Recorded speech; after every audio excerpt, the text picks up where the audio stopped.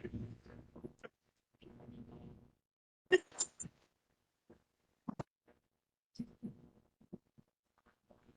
evening, everyone, and welcome to the regular scheduled meeting of the Zoning Board of the Borough of Carteret.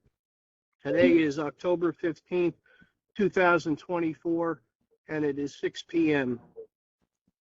At this time, would everyone please join me in the Pledge of Allegiance? I pledge of allegiance to the flag of the United States of America and to the republic which stands one nation under God, indivisible, with liberty and justice for all. Thank you, everyone. If you would please join me in a moment of silent reflection for anyone that might need it.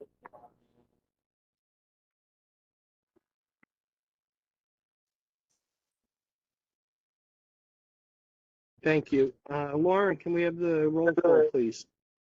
Jane, Here. Black, Here. Kelly, Here. Denzel. Here. Ken. Here. Katika, Here. Loman, Here. DuPont is excused. Jardine, Here. Harmon present. Thank you, Lauren. Mr. Jardine, Counselor, would you please read the open public meeting notice first? Yes, Chairman. Pursuant to the Open Public Meetings Act, the notice requirements have been satisfied in the following manner.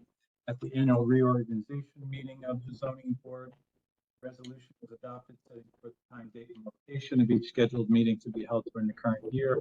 Copies of the annual meetings notice were provided to 2 official newspapers of the borough, and 2 additional copies were forwarded to the clerk for filing and for posting in a public place. A copy of the annual meetings notice will be provided to any person who requests it and who pays the fee established by the borough to cover the expense of that mailing.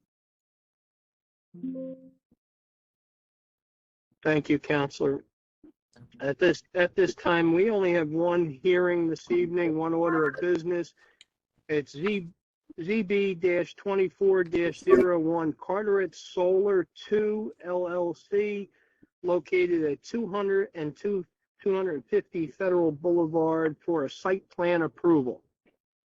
Do we have representation for Carteret Solar? Yes, this is Bill Harrison from Genova Burns on behalf of the applicant Carteret Solar 2 LLC. We have 3 witnesses tonight. Let me know if you want me to get started now or.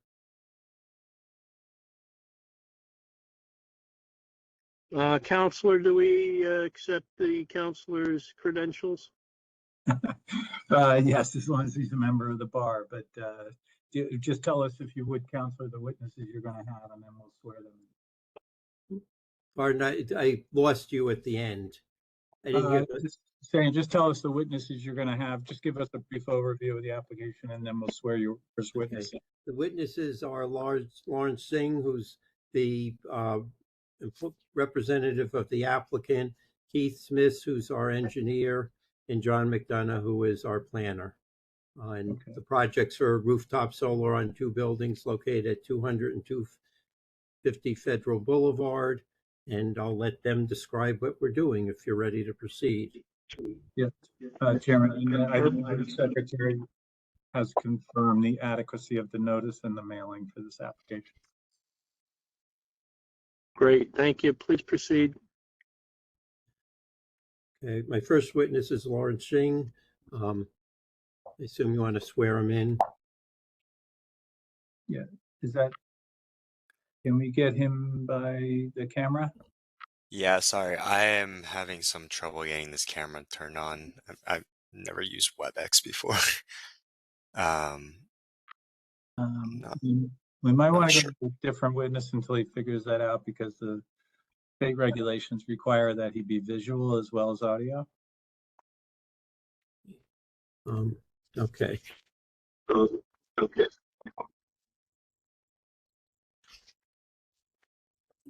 Lawrence, are you Can you oh, there we go. Oh, there we go. Apologies. I don't even know what this background is. Oh, there we go. Okay. Lawrence, who do you work for and what is your position in relation to Let me, the if I proposed can just, project? if I could just swear him in. Yeah. Mr. Zing, is it? Do you swear the Shing. testimony? Yep. Shing, do you swear the testimony you give this evening will be the truth, the whole truth, and nothing but the truth, so help you God? I do. Thank you. Okay. Lawrence, who do you work for and what is your position in relationship to this project? Yeah, I work for Dimension Energy. We are a national developer, owner, and operator of community solar projects in the country. I am a associate project development manager on the team, and I'm overseeing entitlements of this project as well as many other projects in New Jersey that we have. And Carteret Solar 2 LLC is a single purpose entity that was created by Dimension to develop this project. Is that correct? Yeah, that is correct. Okay. And what is proposed at this property? So we are proposing a 1.16 megawatt DC, 1 megawatt AC community solar project. This is part of the New Jersey Board of Public Utilities Community Solar Program, which was initially a pilot program back in 2019, which allowed residents to subscribe to portions of solar projects that developers built. And they've since made this a permanent program starting last year. So we have our BPU award for this project in the most recent round of project solicitations. And we're looking to develop here in Carteret. Okay. And could you describe what the community solar project is? Yeah, so once online, local residents that are subscribers of PSEG will be able to subscribe to the project. This gives them an ability to purchase electricity from us at a discounted rate. For this project, our discount rate is 35%, so pretty significant savings that they'll see on a monthly basis to their electricity bills. And these subscriptions are also non-binding and they can cancel at any time. Another part of the community solar program is that all our projects have to be 51% low to moderate income subscribers. So this is one of the BPU requirements that we have to adhere to. So once our project is online, we'll be looking for members of the public in the area that are within those requirements to subscribe to our project. So typically a project that's of this size, a megawatt DC, will serve about 150 households. And why did Carteret Solar 2 choose these buildings for their project? Yeah, the landlords are interested in maximizing the use of their rooftops. Typically, there's not much going on up there, and this is a good mixed use for the project or for the site, where it's kind of out of the way for the existing tenants, and it's something where it's low impact to the building. Okay. And apart from providing the rooftop, is there any other relationship between the building and the energy that's being provided?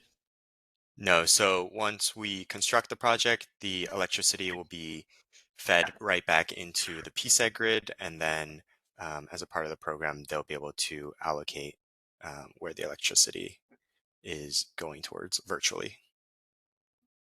Okay. And how do residents sign up to receive the power from this facility?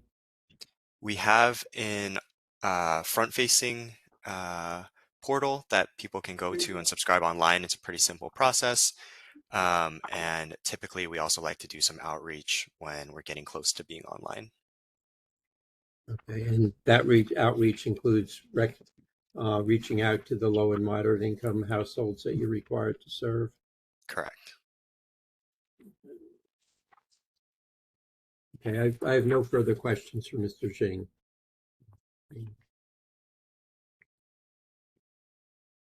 Thank you. Does anyone on the board have any questions of the expert witness? I'll ask one more time. Does anyone on the board have any questions of the expert witness? Yeah, I do. When do you plan on getting online? I'd say right now, it would probably be, we would start construction probably midway through next year, and construction typically takes 6 to 8 months. So either towards the end of 25 or early 26. Okay, and when you say 150 families, that's not a lot. Yeah, this project is not the biggest project out there. Okay, and what are they looking to pay per month?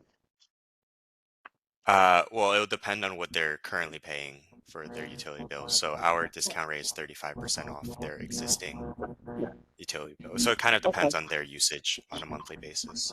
Yeah. All right, thank you. Mr. Chairman, I have a question. Are you basically considered like a reseller? We're an independent power producer.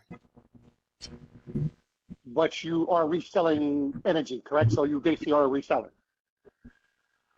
No. Okay. Okay, I understand the answer.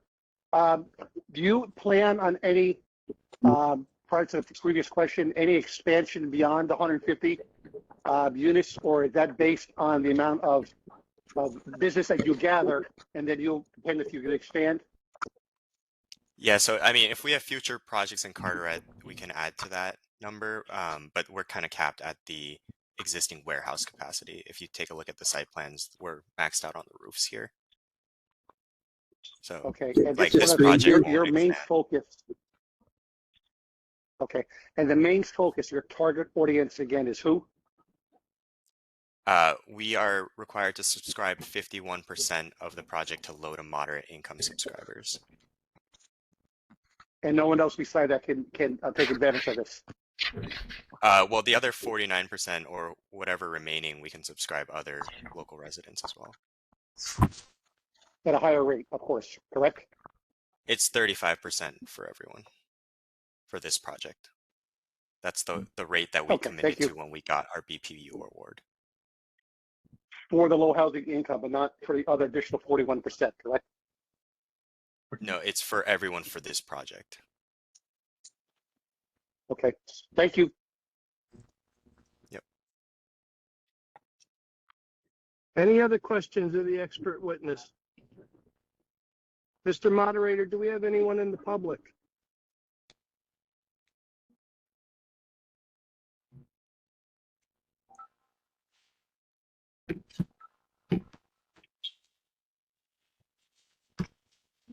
Mr. Moderator?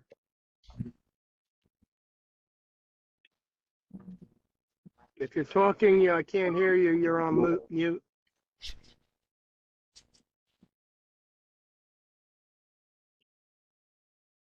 Mr. Moderator, are you there? All right, I'll reserve the public until the moderator comes back. You can move on to your next witness. Well, I just want to ask a couple of follow-up questions.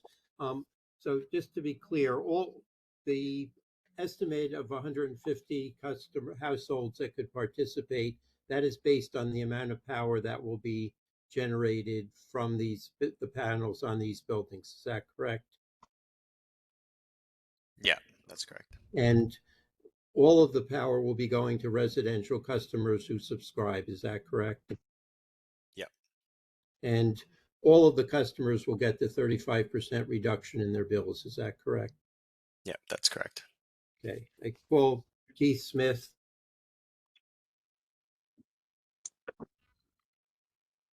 Mr. Smith, will you raise your right hand, please? Do you swear the testimony you'll give this evening will be the truth, the whole truth, and nothing but the truth, so help you God? Yes. Thank you. Mr. Smith, want to give the board the benefit of your professional expertise? Yes, I'm a senior vice president with French and Perello Associates. I've been a licensed engineer in the state of New Jersey since 1988. I've appeared before over 40 boards and agencies throughout the state in that time, and I've also represented municipalities as well as the state. Will the board accept him as a professional engineer? Mr. Smith, your Yes, he license is does. Yeah. current and in good standing? Yes, it is. Thank you. Okay. I'm satisfied. Please proceed. Thank you. Okay. Could you please explain the design of the facility and where the panels will be located? Sure. The property itself there are two buildings on the property. One building is known as 200 Federal Boulevard. It's the one closest to the intersection of Blair Road. There's also another building known as 250 Federal Boulevard. The proposal at this time is to install 1,886 panels on the roofs of the combined of the building with 800 or 901 panels being located on the building at 200 Federal and 985 panels being located on the rooftop of the building at 250 Federal Boulevard. Okay. And where will the inverters be located? The inverters will also be located on the rooftop. Okay. And where is the existing public service line located that you'll connect to? The existing public service line, the actual pole line is on the south side of Federal Boulevard. The buildings are on the north side. However, there is an existing pole located directly in front of 985 250 Federal Boulevard, which is where the interconnect will occur. Okay. And how will the panels be connected to the electrical equipment? Well, basically, the panels are all ballast mounted panels on the rooftop. They will be connected to the electrical equipment through underground conduit, which will run down the face of the building. The conduit will be painted to match the color of the building. And then on below grade 2, an electric pad that's located in front of 250 Federal Boulevard. Okay. And where will the ground equipment be located in relation to the existing building at 250 Federal Boulevard? The pad, which will contain the transformer and the switchgear, will be located between the building and Federal Boulevard in the front yard area. Okay. And how, from that equipment, how does the electricity get to the PSE&G line? It will then be leaving there through an underground conduit to the pole and then rising up the pole to the line itself for an interconnect. Okay. So for the panels on the roof, what is their setback from the edge of the roof? They are set back 7 feet from the edge of the roof. And are there pathways between the panels for access? Yes, there are access or emergency access pathways of 8 foot wide that will go through the center of the panel array in both the north-south direction and east-west direction. Okay. And is the design consistent with all National Electric Code requirements related to solar panels? Yes, they are. Okay. I have no further questions for Mr. Smith.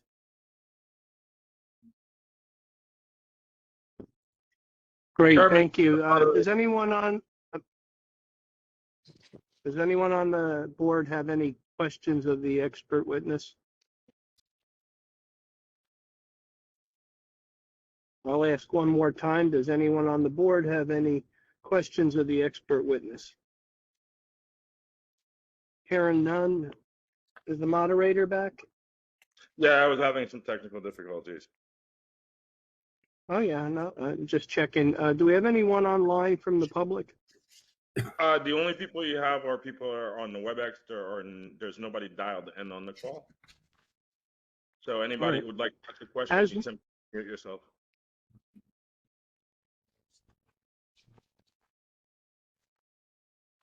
Doesn't look like you have any questions. I don't hear. Great. I don't have any questions. You have any more witnesses? Yes, we have John McDonough, our expert planner. Yes, Please Mr. McDonough. proceed. Good evening, Mr. McDonough. Hi, Counselor. Do you swear the testimony you give this evening will be the truth, the whole truth, and nothing but the truth, so help you God? Yes, I do. Thank you. Mr. McDonough, want to give the board the benefit of your professional expertise? Sure. Hi, everyone. I'm a licensed professional planner here in the state of New Jersey. That license is current and in good standing. I've testified throughout the state of New Jersey on a regular basis, including here in Carteret. I'm also AICP, which is a national certification for planners. Will the board accept Mr. McDonough as an expert planner? The board does. Please proceed. Thank you, Okay, Mr. Mr. Chairman. McDonough, you want to give your testimony in support of the required variances for the project? Sure. Just by way of summary, it's a single tax lot, block 2801, lot number 1. It's about 5.7 acres, developed with 2 warehouses and related parking.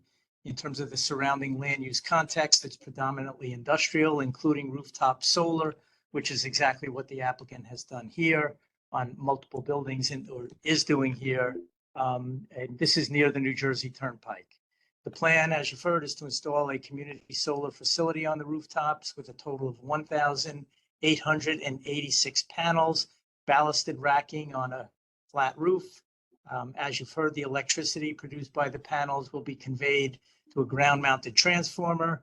The electricity will then be connected to the grid and available for public service customers. At least 51% of these subscriptions will be available to low and moderate income customers.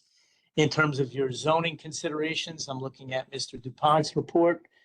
Your zoning officer, the site is in the LI, Light Industrial District, where the existing use is approved and permitted principal use in the zone.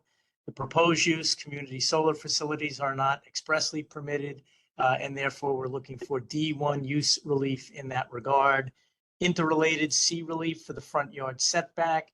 The building itself was approved to be closer than the street than the minimum 50-foot front yard setback requirement. Again, these panels are going on the rooftop, so relief is triggered for the rooftop location in terms of setback, and also for the ground equipment being within 50 feet from the right of way as well. And then, of course, any C relief if required for any previously approved existing non-conformances which are not changing. In terms of the justification for the relief, we turn to actually the SECA test. Our courts have established that certain uses are of such importance they are considered inherently beneficial. The MLUL definition of inherently beneficial includes photovoltaic energy facilities and structures. And the MLUL definition of photovoltaic facility includes both principal and accessory structures. So we're going to apply the simplified 4-pronged SECA test, which has been referred to as an analytical shortcut. Prong number 1 of the SECA test, we identify the public interest at stake, which is renewable energy and environmental sustainability, including low and moderate incomes. Our courts have established that inherently beneficial uses serve the public good by their very nature. And we know that renewable energy and environmental sustainability are core goals of the Carteret Master Plan.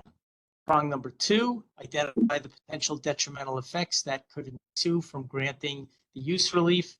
The applicant has provided testimony that the use is functionally inert.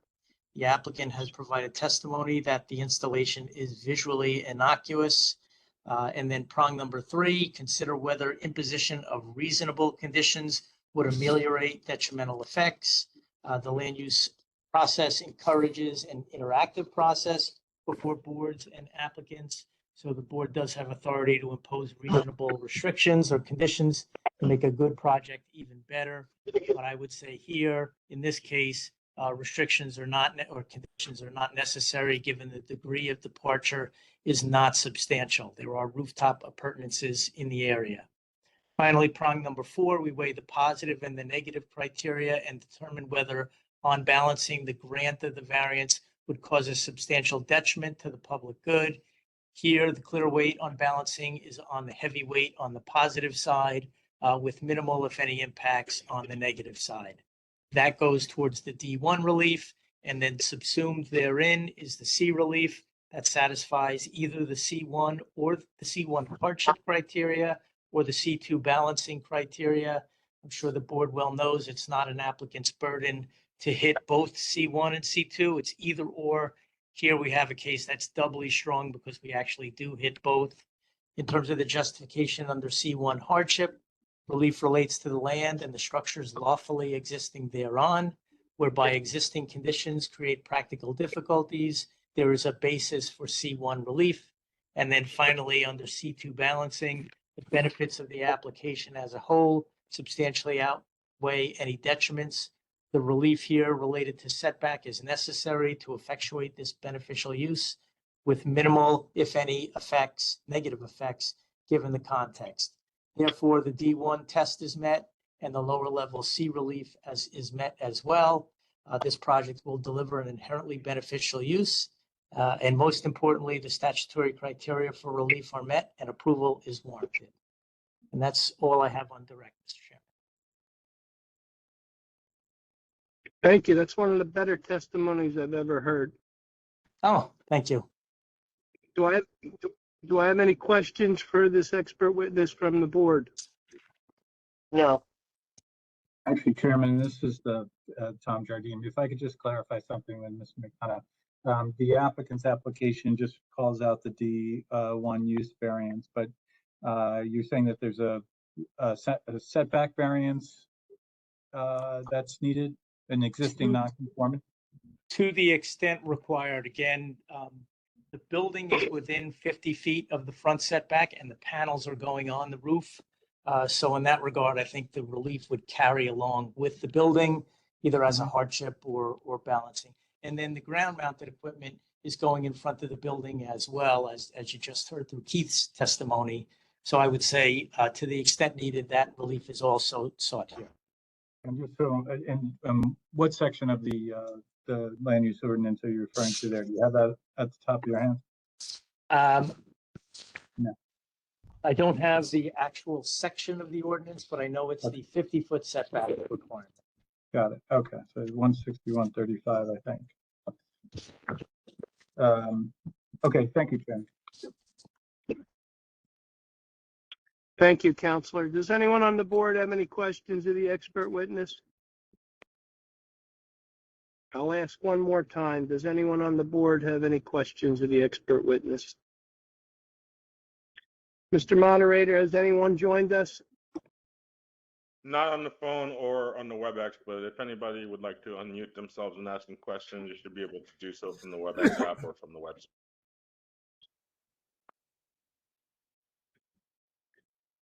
Thank you, Mr. Moderator. I don't hear any questions from the public. Closed to the public. Counselor, do you have any other witnesses? No, I do not.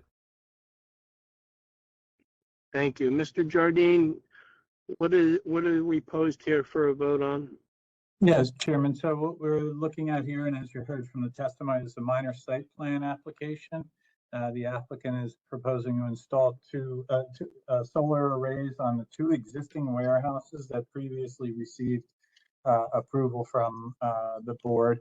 The property is located in the LI zone, and the construction of the solar arrays requires a use variance in the zone because the photovoltaic cells are not permitted in this zone. In addition, as you heard from the planner, they're seeking a C1 or a C2 variance with respect to the setbacks for the equipment on the roof.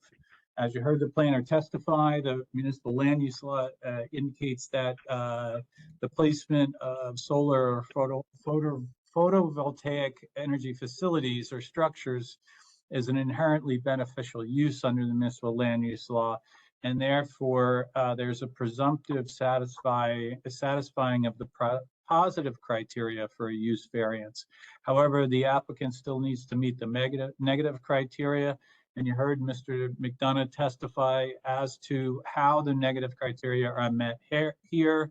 In his opinion, the application can be granted without substantial detriments to the public good and will not substantially impair the intent and purpose of the zone plan and the zoning ordinance. And as you also heard Mr. McDonough say, the C1 and C2 setback variances are subsumed in the D1 variance because they include the same positive and negative criteria. So if the board is so inclined to approve this application, it could do so based upon the testimony of the applicant's, the fact witness plus as well as the expert witnesses. And it would be subject to our typical conditions. Mr. Dupont has set forth in his September 30th, 2024 memorandum. Actually, for the first time since I've been here, he didn't set forth any additional conditions, but our typical conditions of payment of taxes and all other government approvals as we include with any approval. So if the board is so inclined, we would need a motion and a second to approve the application as presented and the granting of the D1 use variance and the C1, C2 bulk variances. Thank you very much, Counselor. Do I have a motion to approve? Don Black, Vice Chair, motion to approve. Do I have a second? I have this motion and a second. Lauren, please poll the board. James, Yes. Black, Yes. Kelly,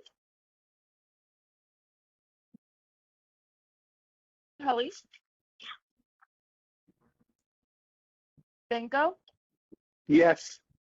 Ken, Yes. Katika, Yeah.